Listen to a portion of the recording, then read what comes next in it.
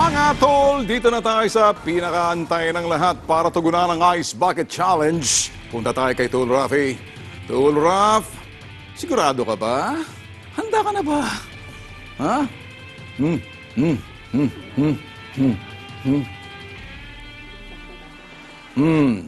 Ayan, si Tol Rafi. Ayun! Lamig-lamig niyan. Sus, Ginoo.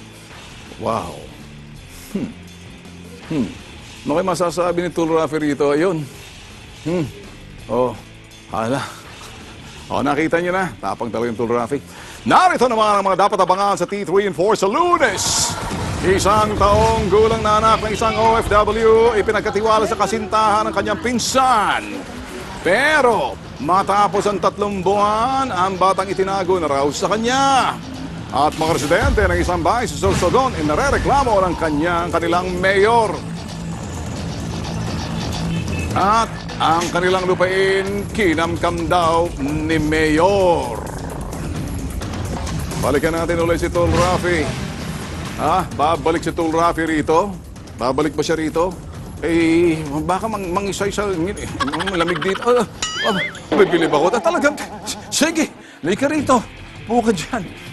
Malamig ba? Malamig. Oh, di, sige. Bilib ako sa ito. Tapang mo, sige. Saling malamig. Sige. Oh, sige, bigyan mo ng mic to. Bilib ako sa'yo. Amoy baby ata yung tuwalya mo, ha? Richard Gomez? Oo. Sige. Sige. Ngayon, nabasa ka na. Ano? Sige. Sige. Sige. Sige. Sige. Sige. Sige. Okay, ang ita-challenge ko, Sino? kasi medyo mainit ngayon sa politika eh. Okay. Si Vice President Judge Binay. At saka si Senator Alan Peter Cayetano. Bakit silang dalawa? Para maging cool. At saka si ano nga pala, yung pinaka-boss natin. Sino? Si Mr. NBP, sir. At saka si Richard Gomez daw. Si Richard Gomez. Si Richard Gomez. Richard Gomez.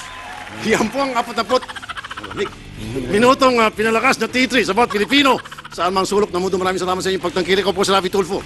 Larga ka naman, baka magkasakit ka na. Sige na, hayaan mo na ako rito. Ang pagtutok sa mga wanted na dapat mahulog sa bitag, walang pinipiling oras sa ngalan ni Tol Erwin. Ako si Ben Tulfo, hanggang sa Lunes mga kapatid. Magandang tanghali, Pilipinas. Larga na kasi.